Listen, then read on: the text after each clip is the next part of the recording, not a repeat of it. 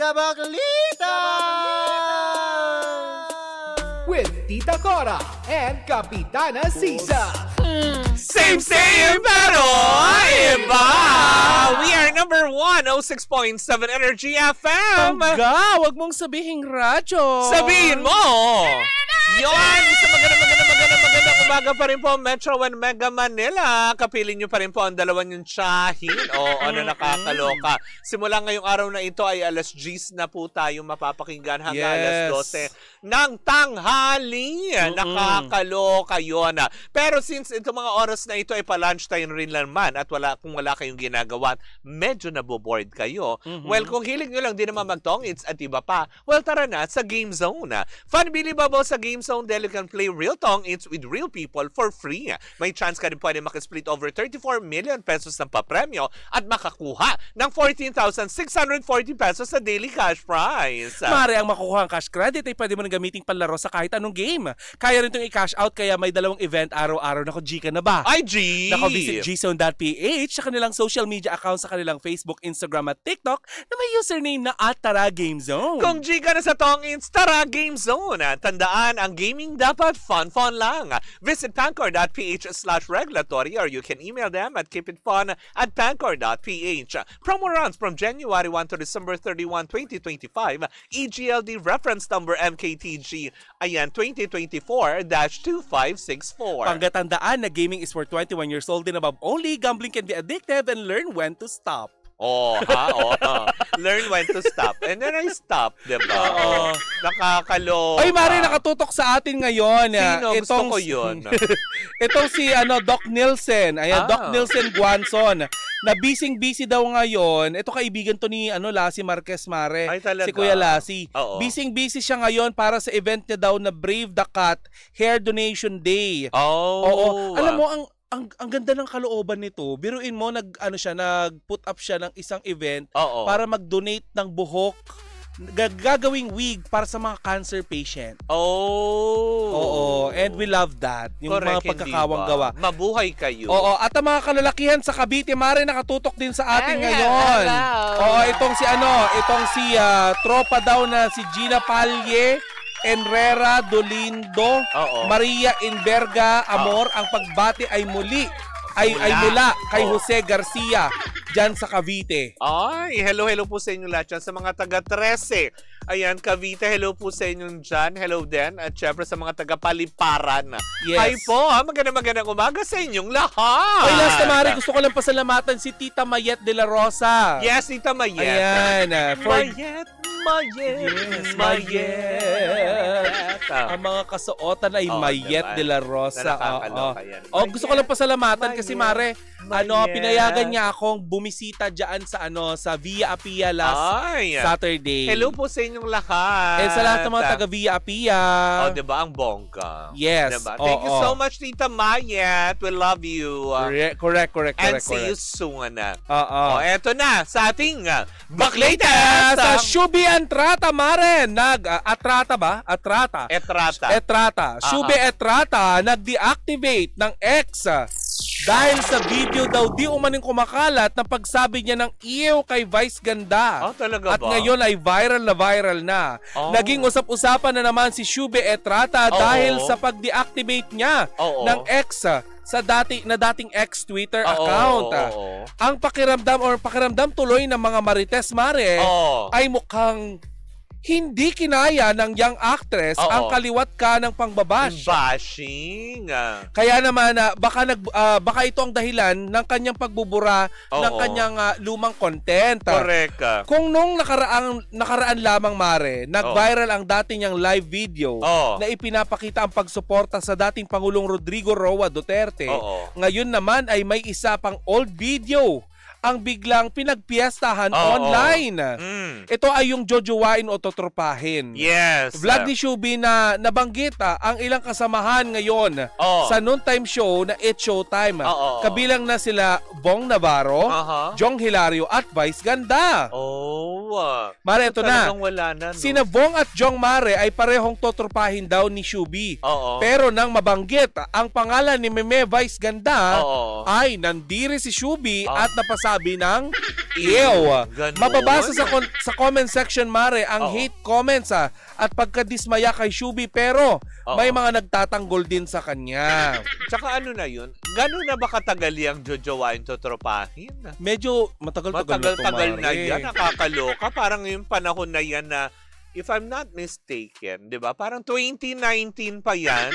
During pandemic. Na content, di ba? That was 4 years, 5 years ago. Tama correct. Ba? Nakakaloka naman kayo.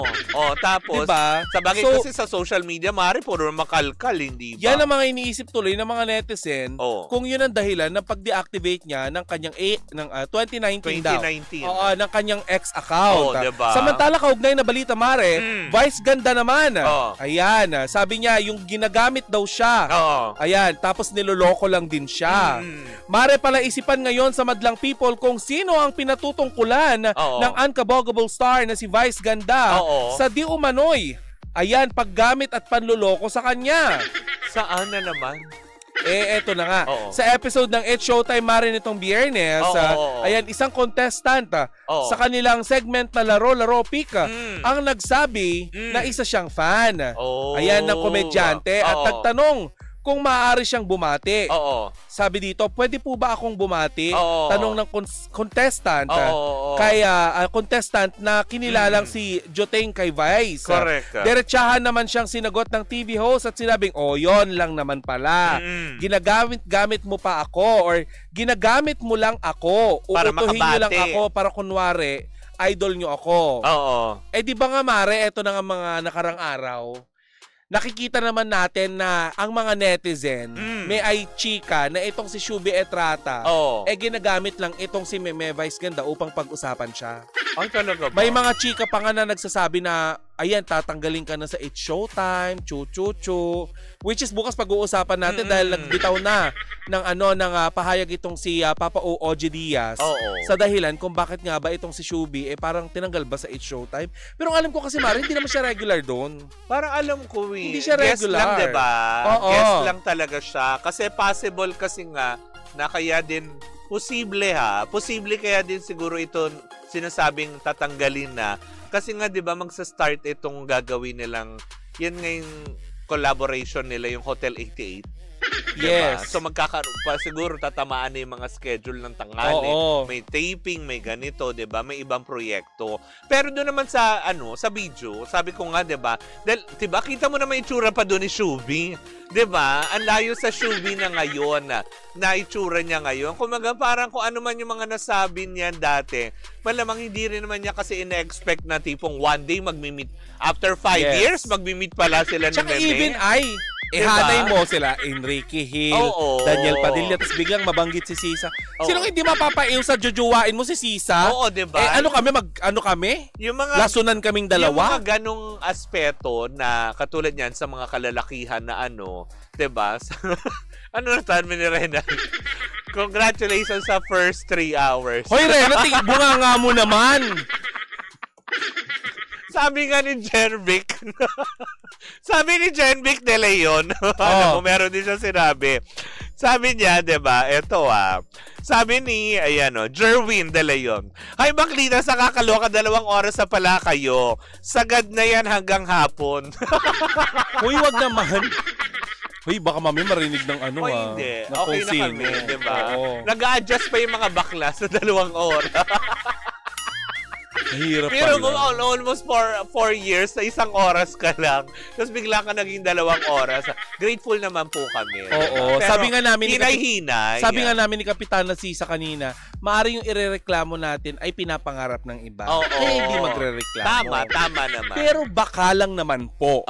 May Tapos ayun, sabi naman ni Adel Bernal, ang tagal na niyan, pero pilit kinakalkal ng mga bashers. Hindi, feeling ko, once sa digital nga, diba? May digital footprint na. Andun na talaga yun Kahit erasin mo yan, marami naka-screenshot, maraming ganito, tas gagamitin. Ito nga, humanap ng ibang pagkakataon ngayon, sumikat si Shubi. Yes. Diba? Maring ng mga panahon na yun, nakikilala siya sa mundo ng modeling, endorsement, at kung ano. Pero ngayon kasi nasa spotlight na siya eh. Pero sino kayong pinaparinggan ni Meme, no? Feeling ko naman hindi nagamit. Feeling ko naman hindi naman siguro siya. Kasi nasa Call Me Mother si Shubi, di ba? Oo, andun sila. Kasama. Abangan natin. O, di ba? Kung tutuloy ba. At kung tumuloy man siya sa Call Me Mother, aabangan natin kung makikita pa siya sa Showtime. Ulit. Oo. Kasi kung hindi, maaari nating i-connecta. Bilang mga chismosa, tago-overthink na din naman tayo. Pwede naman yun. Possible. For me, possible. Oo, siguro. Dahil, pero hindi eh. Kasi, unang-una, diba? Ano ba talaga pwede ba o possible? Hindi. Hindi si Shubi. Sa akin for me kasi si Meme talaga, ang una talagang nag-approach naman kay Shubi eh. Kung mga kinatuwaan niya yung bata, kinagiliwan talaga niya. Pero between Shubi and Meme Vice Ganda, bang mga basher ha, eto, makatotohanan lang. Between Shubi and Vice Ganda, alam mong mas profitable itong si Vice Ganda. Oo naman. Ang sinasabi ko nga lang dito, 'di ba? Hindi naman si Shubi yung pinagsiksikan niya yung sarili niya. Napansinin siya, kuhain siya. Kinagiliwan siya ni Meme. Kaya siya kinukuha ngayon at talagang ginagabayan. Pero sino ang mas magbe-benefit? Si Shubi o si Meme sa pagsasama nilang dalawa? Si Shubi. Kasi diba? blockbuster, phenomenal, superstar, award-winning na so, malaking kawalan din para kay Shubi if ever na totoo man, ha? Diba? It's about time. Sabi ni Mart. Thank you so much, Mart. Diba? Pero yun na nga, as in, para naman sa akin, sana nga hindi. Sana hindi nagpa-apekto kasi knowing naman si Meme, ang dami na niyang ang dami ng bashers, ang dami ng ganyan, pero hindi niya inintindi, 'di ba? Ang dami din mga kapwa-artista niya na may mga ganong patutsada. Yes. Hindi porket alam mo yung magkakaiba sila ng sinuportahan nung nakaraang eleksyon. Ngayon nag-uusap-usap naman na sila, 'di ba? Yung mga ganyan. 'Di ba kung maaalala natin, may mga part din ng host ng It's Showtime na rumakit dati sa kalaban ng kalaban, 'di ba? Oo, sila MC. Correct. 'Di ba? Pero MC lang ngayon okay sila, 'di ba? Diba? Ay, Mart, hindi mo inabutan. Bago mo sinabi yan, may guest na kami kanina. Nandito si River Joseph. Correct. 'Di ba? Tita Cora, pakisabi nga sa mga bashers si Shubi na tigilan na siya. Balik na kamo tayo sa kurakot. Actually, lalo na ang daming pinapangalanan ngayon. Mga dating senador. Ang dami ng no? Uy, alam mo ba? Gumugulo ng gumugulo. Si Congressman Saldico. Sumulat na siya sumulat na siya sa Speaker of the House na na babalik siya ng Pilipinas at sasagutin siya. Sinagot naman siya ng Speaker of the House at kung maaari lang daw ngayong araw. Sana. Agad-agad. Dapat naman sa dami naman ng akusasyon sa kanya, di ba? Fully booked daw. Charot. Dami excuses, ganun. Fully booked daw Oo. Sana maging 12 midnight to 3 a.m. ang Baklitas mas maganda. Hayop ka, Mario Palmera. Alam mo, Mario Palmera, kung wala lang akong ginagawa sa pang-umaga, diba? Pwede. Ay, ayoko din, no? Bakit? Madaling araw kung papasok, hindi ako sisikatan ng araw. No! At least, diba, yung mga rejuve natin, hindi masasaya. Ayoko talaga. Okay na kami sa ganito. Huwag na kayo suggest ng kung ano. Ayoko nang tinatago ko sa madaling araw. Dati sinuggest nyo na mag 2 hours, eto ibinigay na sa inyo. Ayan, starting today. Diba? Tsaka sino makikichismis na madaling araw? Huwag na pa ng mas madaming oras. Oo. Sa gabi, ang bumubuhay lang sa panggabi ay si Papa Jackson. Period. Tama na yun. Tama na siyang may ganon. Tama na si Papa Jackson na nag-iisa dun sa gabi. Kulog ba yun? Oo, kumulog. Umuulan nga, my gosh. Correct. Diba? But anyhow, diba? Yan, good luck at ba yan? Wag na, alam mo yun, kasi sa panahon ngayon, minsan, kung iisipin mo, Mare, yung mga posting sa social media, minsan yung mga tao na lang nagpapaaway-away dun sa mga hindi naman dapat magkakaaway. Maaring ganun, Mare. Maaring maging, alam mo yun, yung maging hudyat ito ng hindi pagkakaintindihan lalo na kapag meron kang mapangbuyong kaibigan. Pero tatandaan din natin na para walang hinuhugot sa atin, we need to be cautious. Yes. Especially, hindi po kayo normal lang na tao. Be responsible. Public figure po kayo. On what you post, on what you record, diba? Hindi porket, alam mo yun, public figure ka or influencer ka, you all have the right to post whatever you want to post. And diba? dapat din sa mga manager, matuto kayong magpaka-manager. Pagsabihan nyo naman muna yung mga alaga. You guys manage the artist. Hindi yung meron kayong sariling ganap din kung ano-ano pong pinopost ninyo na pwedeng ikasira ng diba, inyong doon ako natawa. Yung tito ni Shubi. Oo, yung manager niya, magkaiba sila ng statement na nakakaloka. Sana nag-uusap po kayo para hindi napapahama. Wala ka pong ima-manage kung wala po si Shubi. Tama. Kaya kung ano po yung opinion ni Shubi, yun po yung opinion mo din. Hindi yung magkasalungat kayo. Baka ginagamit lang si Shubi para i-divert ang attention ng mga tao sa flood control. Kung ganon, wala na kaming paki kay Shubi. Doon kami sa flood control. Kumaga parang, hindi rin. Kasi nga, di ba? Naging relevant ba yung awayan ni QD tsaka ni Pukerat? Di ba? Di ba? Naging relevant. Parehas lang din naman silang traidor. Parehas din naman silang ungas. Sabi ko nga sa sa Facebook sa TikTok live ko kahapon, kung mamimili kayo ng kaibigan, please wag kagaya ni QD at saka ni Pukerat. Oo, 'di ba? Parehas ng lalaglag. Ewan ko. Ay, nako, parehas din naman kayo naggamitan. Pero hindi, tuloy pa din ang laban. O, diba? Para maipakulong ang dapat na mapaikulong. Actually, nalulungkot din ako kasi nagbitaw si Sino? Nagbitiw si Mayor Magalong sa ICI. Nakakalungkot lang kasi syempre, isa siya sa mga nilulook up natin, di ba? Nilulook up natin na yes. Na mag-imbestiga. Well, marami inaanoan nila tayo ng game zone. Shupos diba? na nakshi. Tapos na. Diba? Na nakakaloka. High blood ka na naman, Tita Cora. Sinong hindi ma-high blood? Alas 3 pa lang, gising na ako. Nag-a-adjust ng body clock. Nagtatanong na nga ako kung saan ba nakatira si River Joseph para ako na sumundo. Daanan ko na. Sabay na kami pumasok. Aga ko talaga. Grabe yung QD at grabe sila talaga. Diba? But anyways, ayan diba? Alam nyo, mga bading, lalo na yung may mga pangalan at platform, gayahin nyo si Vice Ganda. Correct. Hindi pumapatol sa mga ganyan, issue. Yung mga, pag may work na. Kachipan. Tsaka hindi, parang feeling ko naman, alam mo, sa sobrang pagka-busy ngayon ni Meme, nagsushoot kasi talaga sila ngayon na Diba? Na, ang alam ko, si Meme, kumaga may mga moments na mag-a-absent sa showtime kasi tatamaan yung shooting date. Correct. Ng Call Me Mother. Diba? Masyado siyang maraming ginagawa sa buhay para pansinin pa ito. Nakakaloka.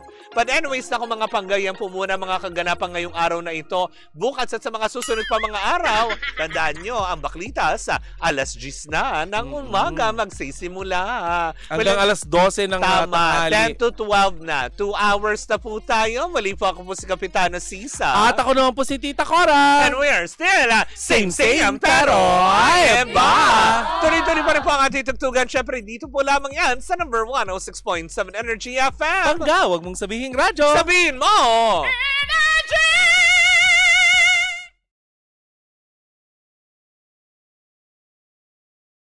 Hi Pangga! Ako po si Gandang Kara and don't forget to follow us sa lahat ng mga social media platforms namin at Energy FM 106.7 sa Facebook, sa Twitter, Instagram, YouTube, and TikTok. At samahan mo na rin ako sa aking programang Hot Stories na lagi po akong live 12 noon hanggang 3 p.m. sa TikTok Live or sa Facebook Live. Ako po nag-iisang chicks ng radyo, si Gandang Kara. Pangga, wag mo sabihin radyo, sabihin mo Energy!